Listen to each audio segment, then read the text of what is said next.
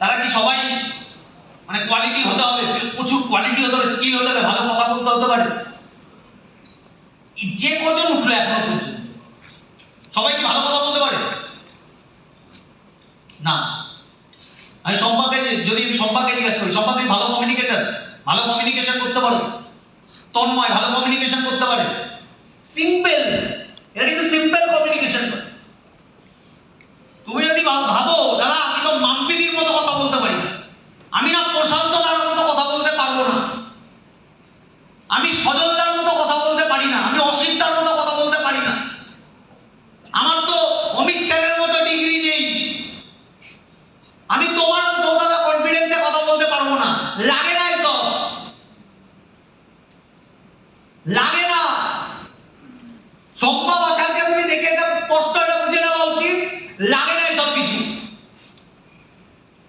আজকে আমি অনেক বেশি ডিগ্রি, অনেক বেশি স্কিল, অনেক বেশি কোয়ালিটির মানুষরা দেখো কল সেন্টারে গিয়ে কাজ করছে 15,000 টাকার জন্য। ও 15,000 টাকার চাকরি করছে, অনেক যোদ্ধা হয়ে লাভ নেই ভাই। অনেকে বলে আমি ইংলিশ মিডিয়াম স্কুলে পড়েছি, তো পড়ে করো কি তুমি? করো তো সারা চাকরগিরি,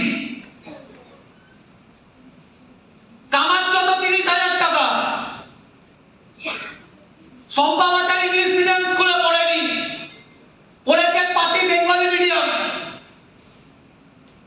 ও 30 কামায়, এ 30 তেল আর গাড়ি ইএমআই দেয় 30। আমি কথাটা ক্লিয়ার করতে পারছি? হ্যাঁ কি না? বাড়িতে দেয় 20, টোটাল হলো 50, ড্রেস কোড 10, টোটাল হলো 40, 50 টোটাল হয়ে গেল 50।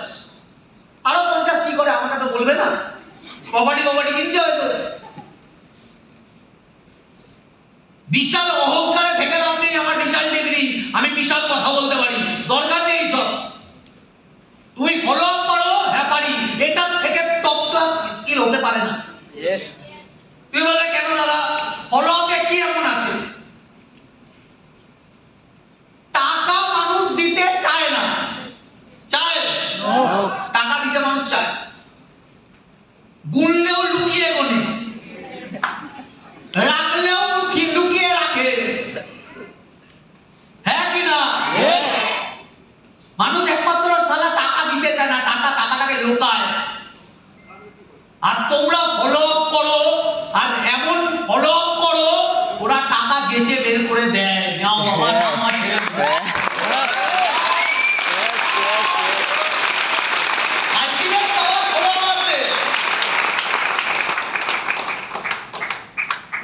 তুমি বলবে দাদা ফলো আপ হয় না, না তোমাকে অ্যাচিভার হতে হবে, অ্যাচিভার হতেই হবে। কি করে হতে হবে, কি করলে হবে ওটা তো পড়ে আসে। আমার নেক্সট আমি যাকে ইনভাইটিং করব, স্মার্ট ভ্যালু শুরু থেকে আমি যখন থেকে শুরু করেছি তার 1 বছর পর থেকে চলে এসেছে আমার সাথে, 1 থেকে 2 বছর বাদে বলতে পারো প্রথম থেকেই একসাথে করা বিজনেসটা, প্রথম দিন থেকে একসাথে আছে। বেশি কিছু বলার নেই, সবাই চেনো তাকে, তো আমি ওয়েলকাম করে দেব। Please welcome mister Sajal Pal.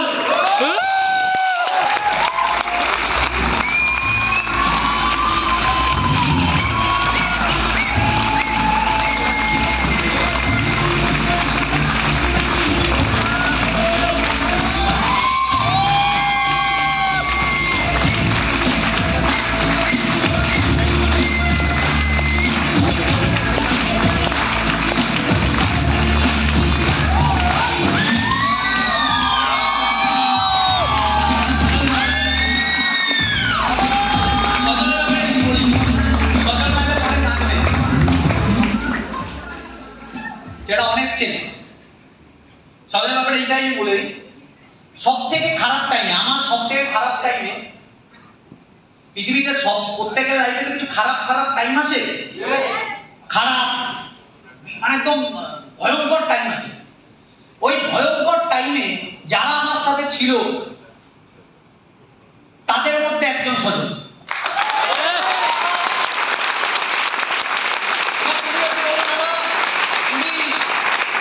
Sajal associate হব, আমি অ্যাসোসিয়েট হব। সজলকে আমি আমার ভাইয়ের মতো ভাবি, দাদার মতো ভাবি, একা ফ্রেন্ড আমরা। আমাদের একটা গ্যাং আছে, ছোট গ্যাং, ডেঞ্জারাস গ্যাং, ভয়ঙ্কর গ্যাং। তার মধ্যে প্রশান্ত আছে, তার মধ্যে শিবন আছে, মারুফ আছে, অসিত আছে, সজল আছে, মাম্পি আছে, এরা কিন্তু নূর আছে, এরা কিন্তু আমরা একটা গ্যাং। অভিজিৎ পড়ে এসছে, শম্পা পড়ে এসছে আমাদের সঙ্গে, কিন্তু এরা অনেক দূরে থাকে। কিন্তু আমরা সবসময় যারা একসাথে থাকি, আমাদের একটা জগন্নাথ ছোট্ট একটা গ্যাং আছে। চরম বিপদ বা চরম ভয়ঙ্কর যে সিচুয়েশন, সেই সব সিচুয়েশন যদি কেউ দেখেছে, এরা দেখেছে, তখন এরা বিশ্বজিৎকে ছেড়ে চলে যেতে পারত। মানুষ তো দল ভারীর দিকে দৌড়ায়, এরা দল ভারীর দিকে দৌড়ায়নি, এরা অনেস্টির দিকে দৌড়াচ্ছে। আরেকজনের নাম আমি স্পেশাল ভাবে বলবো, সেটা পরে বলবো, এখন বলবো। কিন্তু এই মানুষগুলো ছিল বলে আজকে বিশ্বজিৎ ঘোষকে তোমরা দেখতে পাচ্ছ। অনেক সময় অনেকে এখানে সবাই এসে বলছে আমি আছি, বিশ্বজিৎ ঘোষ আছে, আমি ওপেন বলছি আমি আছি, আমাকে আমার একটা ছোট্ট গ্যাং আছে।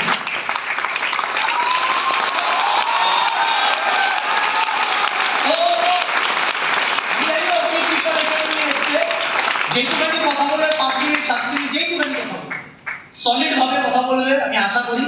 তো সবকিছু বোঝার চেষ্টা করবে, ওকে?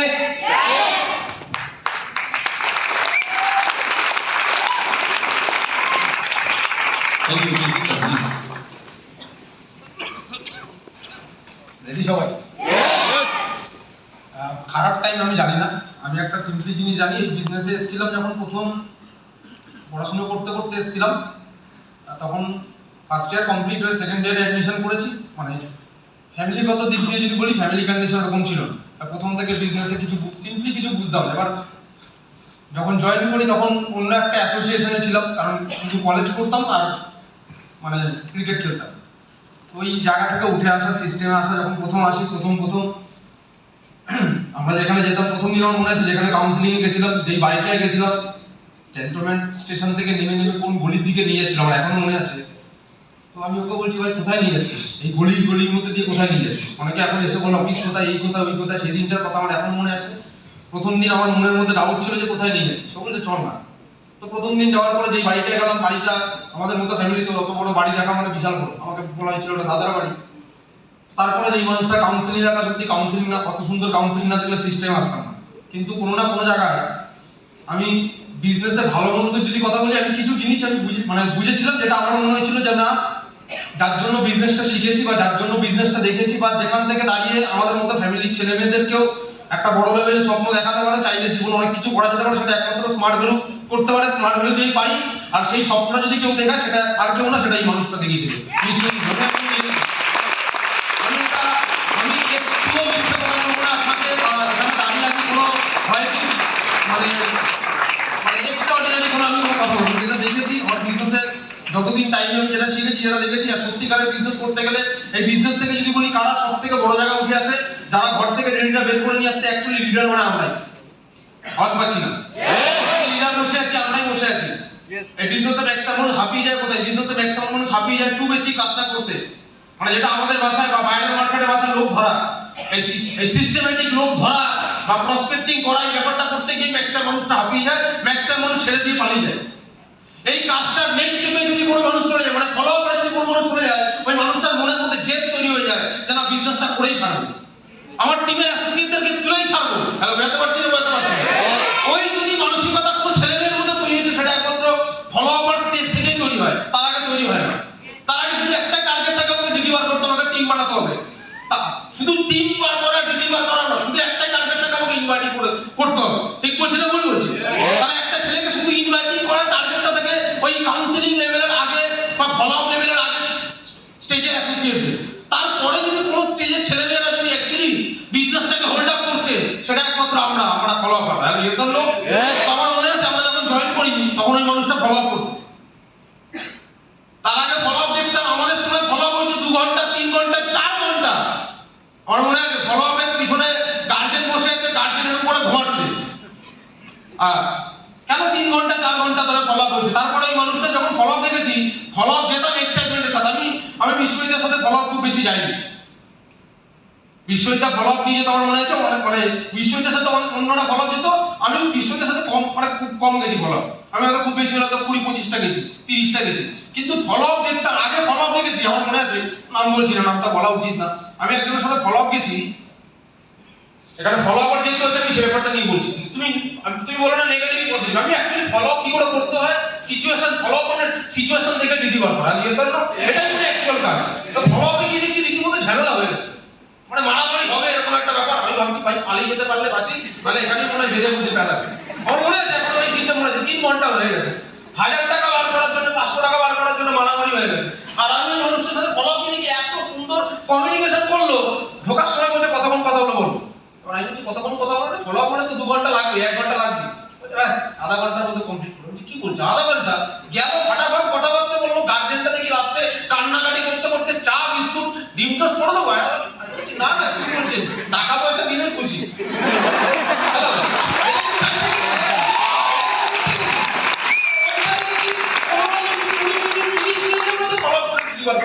আর গার্জেনটা খুশি, গার্জেনটা খুশি। আমার মনে আছে এরকম একটা ফলো আপ হয়েছে, গার্জেনটা ক্যান্সার, মায়ের ক্যান্সার, আর টাকা চাইতেই কেমন লাগছে ব্যাপারটা। কিন্তু আমি এমন মানুষের সাথে ফলো আপ কিছু, মানুষটাকে দেখেছি, মানুষটা হয়তো বিছনায় শয্যাশায়ী, তারপরে ওই বিছনা থেকেই বিছনা উঠিয়ে টাকা বের করে হাসি মুখে দিচ্ছে। এটা দেখেছি, ওই মানুষের সাথে আমি গিয়ে দেখে শিখেছি। তো ওই মার ক্যান্সার, ক্যান্সারে মানে লাস্ট স্টেজ চলছে, কিন্তু বাড়ি থেকে 10,000 টাকা ক্যাশ লক্ষ্মীর ভাড় ভেঙে 2,000 টাকা খুচরো দিল, আর বাকি টাকা ক্যাশ দিয়েছে, কারণ এই ফলো আপটা শিখিয়েছে ওই মানুষটা। তাহলে বুঝতে পারছি আজকে আমাদের এন্টায়ার টিমে যদি ছেলেমেয়েরা সুন্দরভাবে কমিউনিকেশন করছে, বাড়িতে গার্জেনের সাথে গিয়ে কথা বলে ডিডি বার করছে, টাকা বার করছে, অ্যাকচুয়ালি বিজনেসটাকে ধরে তুলছে, তাহলে সেটা আমরা। তাহলে ইয়েস অর নো? তাহলে আবারও বলছি, টার্গেটটা আমাদের থাকা উচিত মেন, আমরা বিজনেসটা হোল্ড আপ করছি, আর শেখা উচিত এই মানুষটাকে রেখে। আমি একটা ছোট্ট জিনিস বাড়ি থেকে টুকে নিয়ে এসেছি, একটু বলার চেষ্টা করি, বললে বুঝতে পারবো। বলছে একটা মানুষের জীবনে একটা মানুষ অ্যাকচুয়ালি কেমন হওয়া উচিত। এই বিজনেসে শেখার আছে অনেক কিছু, অনেক কিছু পাওয়ার আছে, অনেক কিছু পেয়েছি। অ্যাকচুয়ালি আমরা আজকের দিনে যে সিচুয়েশনে আছি, আজকের দিনেই হয়তো কোনো না কোনো মানুষ, কোনো না কোনো ছেলে মেয়ে তারা হয়তো তার প্রিয়জনকে হারিয়েছে।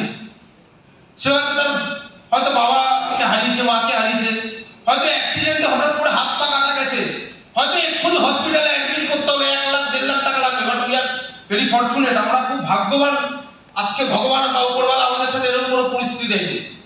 কথা পাচ্ছি না, হ্যাঁ, প্লাস আমাদের কাছে সুন্দর একটা ভবিষ্যৎ দিয়েছে। স্মার্ট ভ্যালু আপনি কখনো প্রেজেন্ট সিচুয়েশনের উপর বেস করে স্মার্ট ভ্যালু করছেন মানে আপনি ভুল করছেন।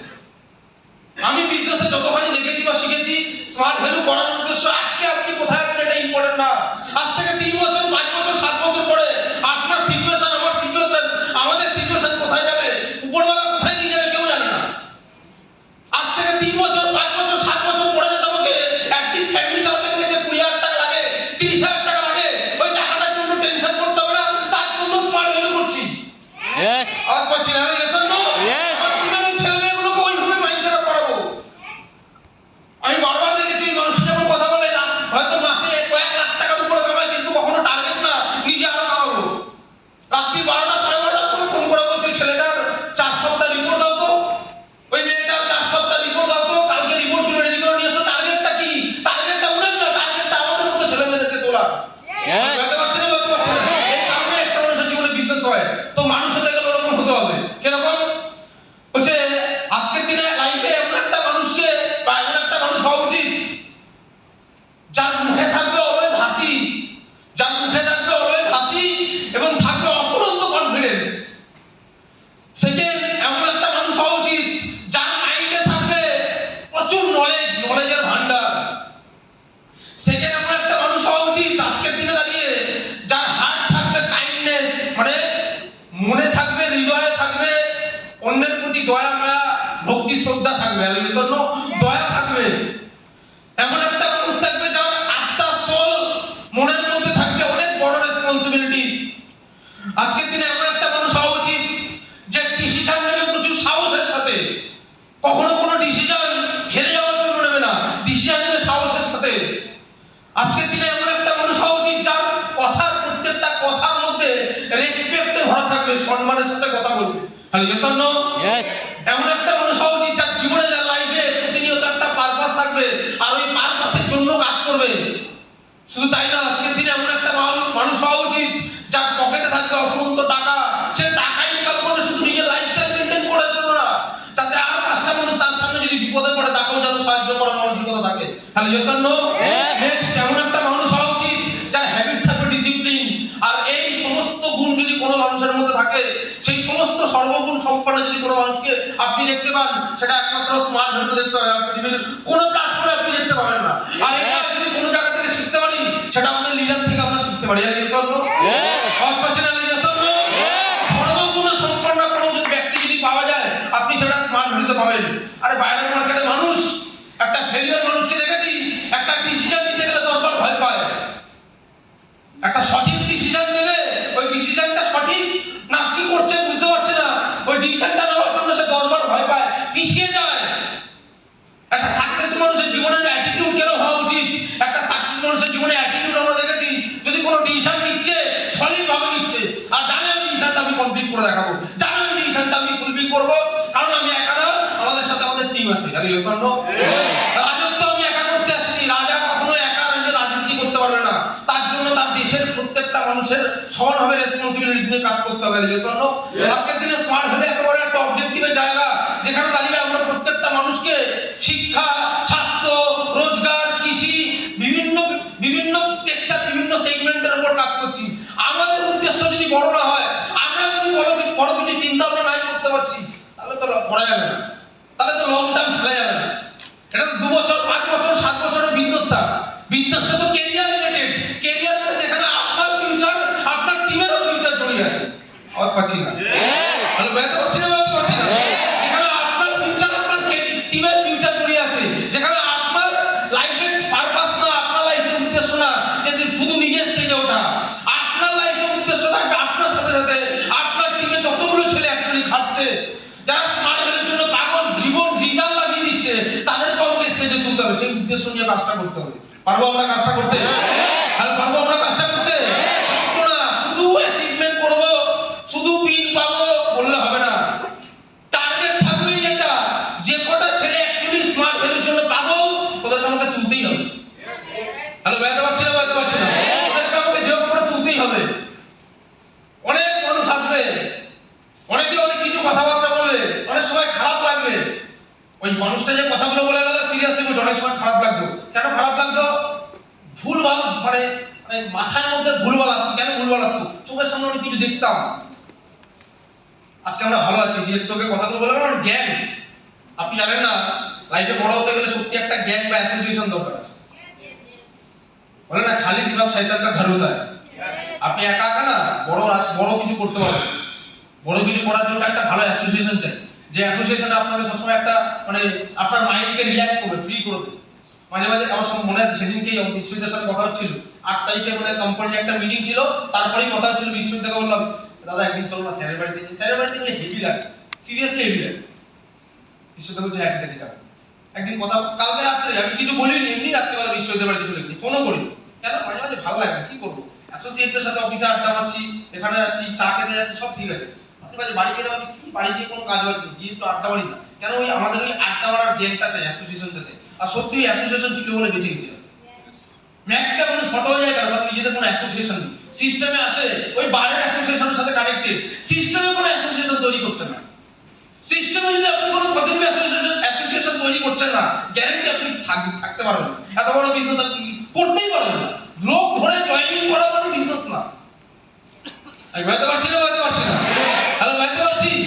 ওই অ্যাসোসিয়েশন দরকার, পারলে নিজেও অ্যাসোসিয়েশন বানান, কিন্তু ওই অ্যাসোসিয়েশনের সাথে সিনিয়রদের কানেকশন রাখুন। শুধু নিজের গ্যাং বানাবেন, সিনিয়রদের কোনো কানেকশন না, তাহলে আপনি বড় খেলা খেলতে পারবেন না। হ্যালো, বুঝতে পারছি না? তো আমরা যেখানে আছি, যেই স্টেজে আছি, আশা করি স্টেজটা চেঞ্জ করতে চাই। মানে নিজেরা আছি ফলোয়ার থেকে অ্যাচিভার হতে চাই। আমাদের প্রত্যেকের টার্গেট, আমাদের একটা গ্রুপ আছে, আমাদের প্রত্যেকের টার্গেট একটা বড় স্টার, সুপারস্টার বা সুপ্রিমো মারা। তাহলে সেই টার্গেট নিয়ে কাজ করবো। আর 9টা মাস, আমাদের কাছে 9টা মাসও নেই। ক্যালকুলেশন করে দেখবেন, যদি বলা যায় 8 মাস 8.5 মাস মতো আছে। এই বছরটা ফাটিয়ে দেবো, নেক্সট বছর যাতে আমরা এখানে 300 350 জন আছি, এই 350 জনই অ্যাচিভার লিস্টে নিজের নাম লেখাবো এবং স্টেজে উঠবো। রেডি আমরা?